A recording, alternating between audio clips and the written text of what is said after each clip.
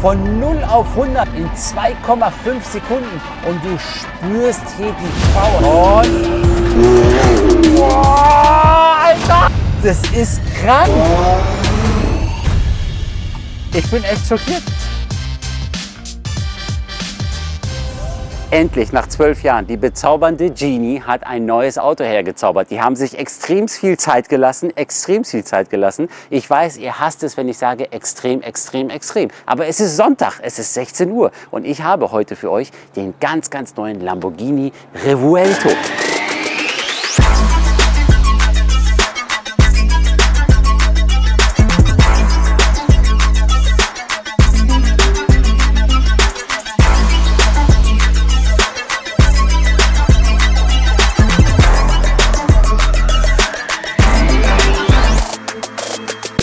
Es wurde extremst lange spekuliert.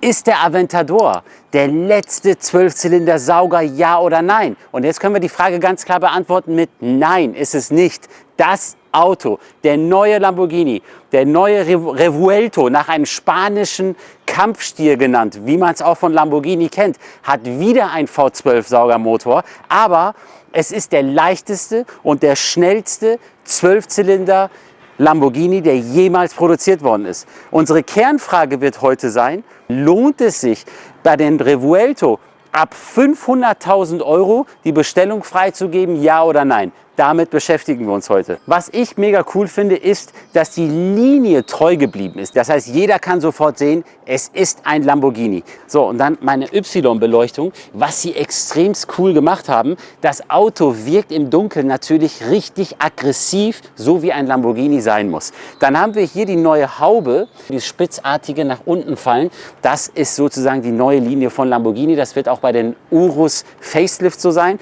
Und wer weiß, der Huracan soll ja auch dieses Jahr neu rauskommen als V8 Hybrid. Da bin ich mal gespannt. Vom Design her, die einen oder anderen streiten sich, aber es ist ja halt die neue Generation, man muss da mitgehen, ist mein Abstandsregelautomat hier vorne verarbeitet, zweimal. Aber nicht wundern, nur eine hat die Funktion. Hinter einer von denen steckt mein Abschlepphaken. Das haben sie nur gemacht, dass es vorne stimmig aussieht, dass du nicht nur ein Auge hast, rechts oder links, dass du es auf beide Seiten hast. Guck mal, wie tief das Auto ist. Das Auto geht mir bis zu meinem Bauchnabel. Es ist extremst tief. Natürlich legendär, das bleibt meine Flügeltüren. Das muss bei Lamborghini sein. Und im Heckbereich, es ist gigantisch geworden. Es ist ein bisschen Sian, finde ich, aber du kannst die Welt auch nicht neu erfinden.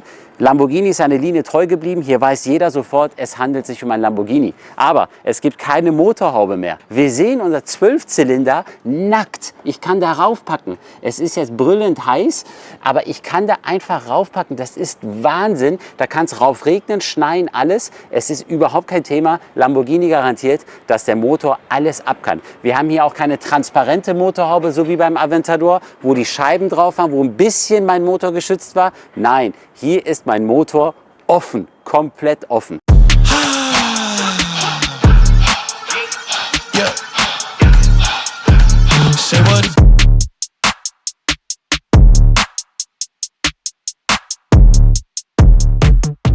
Das Auto hat 825 PS mit einem schönen V12 Saugermotor.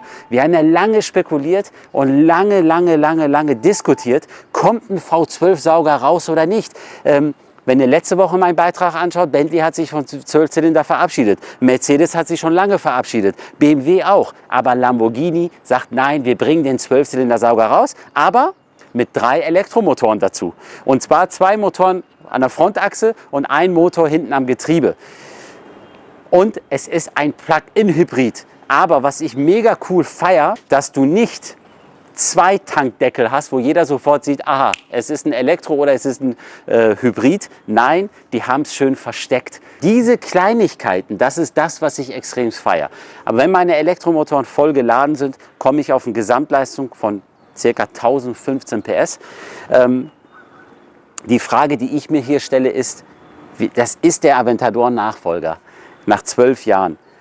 Und wir fangen schon ab 500.000 € an. Wenn hier jemals mal, natürlich wird hier auch bestimmt mal ein SV rauskommen oder ein SVJ rauskommen, da werden wir circa bei 700.000 bis 800.000 € liegen, locker. Hinten vom Design her alles einigermaßen steril gehalten. Mein Heckdiffusor natürlich brachial, kann ich auch als Carbon bestellen. Dann dauert es halt länger, bis das Auto kommt und das kostet dann richtig heftigst Geld. Und dann meine Auspuffanlage schön mit den 2 Ovalis reingepackt. Das finde ich auch mega cool gemacht. Also von Design her hinten cool. Erinnert mich ein bisschen an den Sian, muss ich sagen. Aber was soll man machen? Der 911er ist auch der 911er und das ist der neue 12-Zylinder von Lamborghini. Was für mich extrem wichtig ist, ich bin dieses Auto noch nie gefahren. Ich fahre jetzt heute das Auto zum ersten Mal. Ich möchte nur sehen, ist das Auto alltagstauglicher geworden, wenn man das überhaupt nennen darf, als der Aventador, ja oder nein? Der Lamborghini Aventador war es definitiv nicht. Und hier haben wir ein 8-Gang-Doppelkupplungsgetriebe von 0 auf 100 in 2,5 Sekunden circa für ein Auto, was circa 1,8 Tonnen wiegt. Das ist unfassbar. Und jetzt wird Zeit, ich will endlich die Kiste fahren. This is the moment we waited for. Everything you want is right here. We gon' give them what they came for. We gon' take it up from last year.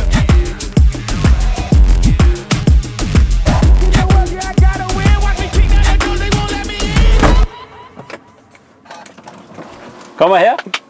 Das ist so krass. Er startet immer in Elektro. Und es ist unglaublich. A, musst du zweimal hingucken, ist das Auto an oder nicht. Da steht Ready drauf, das zeige ich euch gleich. Mein Servo ist an und guck mal, ich fahre den leisesten Lamborghini, den ich jemals gefahren bin. Ich will über Elektrik gar nicht so viel sprechen. Ich bin kein Elektrikauto-Fan, werde ich auch nie werden. Nein, ich brauche die Emotion. Das ist für mich wichtig. Aber ein Vorteil hat es auf jeden Fall. Jeder, der einen Aventador zu Hause hat, vor allem den SV oder den SVJ zu Hause hat, weiß, dass es jeden Nachbarn nervt. Jeden Nachbarn nervt. Und hier fahren wir immer noch elektrisch los, können ganz easy los. Und irgendwann, wenn wir einfach Bock haben, wechseln wir auf Strada. Und dann schmeißt er hinten mein V12 an mit 825 PS. Und wenn ich alles vollgeladen habe, also Systemleistung, bin ich bei 1015 PS. Und ich fahre jetzt das Auto ganz easy und ich fahre das Auto noch nicht mal 30 km/h und ich sag's euch jetzt schon, es ist viel, viel ruhiger und angenehmer zu fahren als der Aventador. Mit dem Aventador 30 zu fahren, mit der sequenziellen Schaltung, da fährst du so. So, dein Motor spielt voll verrückt. Und hier haben wir ein 8-Gang-Doppelkupplungsgetriebe. Und du spürst sofort, okay, alles klar, ich bin im Straßenmodus, ganz entspannt. Ich gehe mal in den Sportmodus jetzt. Jetzt muss er ja ein bisschen kerniger werden, jetzt muss er ein bisschen mehr Power haben. Trotzdem fahre ich das Auto extrem entspannt. In Sachen Motor haben sich auch einige Sachen geändert. Aber mir geht es heute darum, ich will euch heute gar nicht so voll ballern mit irgendwelchen technischen Aktivitäten oder sonstiges. Ich will euch heute zeigen, dass dieses Auto extrem Spaß macht. Und jetzt geben wir mal Gas. Wow, Alter, das ist unglaublich. Also jeder, der hier reinsitzt und sagt, das Auto hat keine Emotion. Alter, das ist für mich...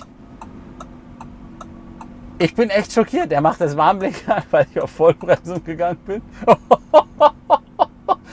Das ist krank. Es ist krank, wie dieses Auto abgeht. Also...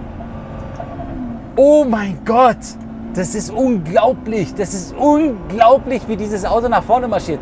Von 0 auf 100 mit ca. 1,8 Tonnen in 2,5 Sekunden. Und du spürst hier die Power, du spürst hier die Energie. Das ist unfassbar. Get down in the car, one time give it all, bust it open hard, let me see you drop. Wir drehen hier mal. Und das ist extrem nervig, mein Blinker. Also es ist alles auf mein Lenkrad, aber mein Blinker ist nur auf der linken Seite. Das ist wie beim Moped. Das ist echt blöd. Also ich habe alles hier drauf und habe nur auf der linken Seite mein Blinker. Und das ist Katastrophe, finde ich persönlich.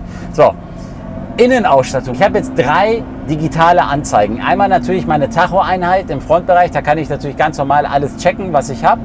Wie schnell ich fahre, Drehzahlmesser und so weiter. Dann habe ich meine Navigationsanlage in der Mitte, was extrem leicht und cool zu bedienen ist und eigenständig ist. Aber wenn ich mir mein Display anschaue, für ein Auto, was 2024 rausgekommen ist oder 2023 rausgekommen ist, entschuldige, das finde ich persönlich ein bisschen enttäuschend. Also die Grafik, die Auflösung könnte ein bisschen besser sein, ehrlich gesagt.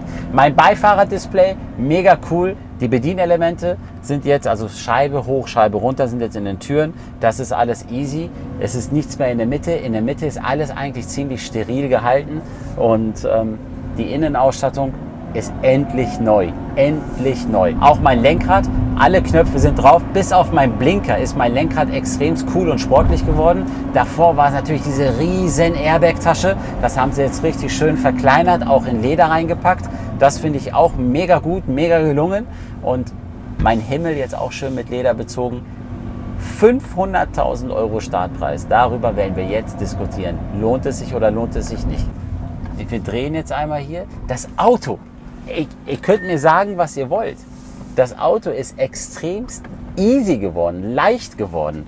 Die neue Generation, die möchte das auch nur so haben. Die neuen Kunden, die möchten so ein Auto haben. Die möchten ein unkompliziertes Auto haben. Die möchten Spaß haben, die möchten aber alles unkompliziert haben. Und das ist unglaublich, wenn du dieses Auto nicht bedienen kannst. Es ist unfassbar, wie dieses Auto abgeht. Das ist unglaublich. Auch die Lenkung, wie präzise die Lenkung ist. Und dann geht er so ab. Das ist unglaublich. Das ist einfach unglaublich, wie dieses Auto abgeht. Dein Kabel, Gustav, dein Kabel. So, und jetzt. Und auch die Bremsen sind unglaublich da. Das ist einfach unfassbar, wie dieses Auto auf der Straße, wie präzise das Auto fährt. Und das Auto musst du fahren können. Ich bin im Corsa-Modus und es hat Emotion pur. Lamborghini hat sich 12 Jahre Zeit gelassen, aber ob es sich lohnt oder nicht, sage ich euch gleich in mein Fazit. Das ist unglaublich. Das ist unfassbar, wie dieses Auto nach vorne marschiert. Wir fahren hier einen 12-Zylinder, wir fahren hier einen Sauger, 3 Elektromotoren zusätzlich. Über 1000 PS und die 1000 PS, die spürst du. Jetzt machen wir einmal Lounge.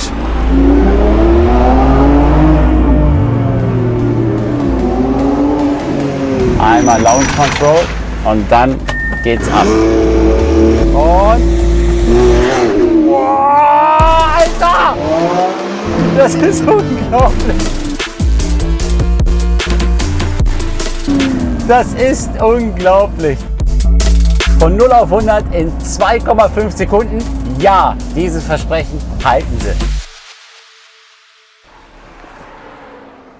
Boah! Ey, ich habe vieles erwartet. Aber das nicht. Das nicht. Es ist nicht der Aventador S heute. Es ist ein völlig anderes Auto. Es ist auch gut so, dass es ein völlig anderes Auto ist. Denn 12 Jahre immer das Gleiche zu fahren, ich konnte es nicht mehr sehen. Aber der Revuelto erfüllt alles, was ich mir vorstelle. Der hat Emotion, der hat Speed ohne Ende und bis auf die 3 Elektromotoren finde ich alles genial. Aber was muss, das muss. So ein Hersteller kommt da nicht mehr drum herum. Plug-in-Hybrid. Plug-in-Hybrid. So, jetzt müssen wir mal gucken. Da ist er. Also, Kofferraum Lamborghini war schon immer Mangelware. Aber inzwischen, guck mal, was für ein Koffer hier reinpasst. Aber leider mit einem Stromzeichen drauf. Was ich aber mega cool finde, hier drin ist mein Plug-in. Und keiner kann das sehen. Ich habe keinen zweiten Deckel irgendwo, was du aufmachen musst. Es ist alles vorbei. Und das spricht auch für dieses Auto. Leichtbau ohne Ende.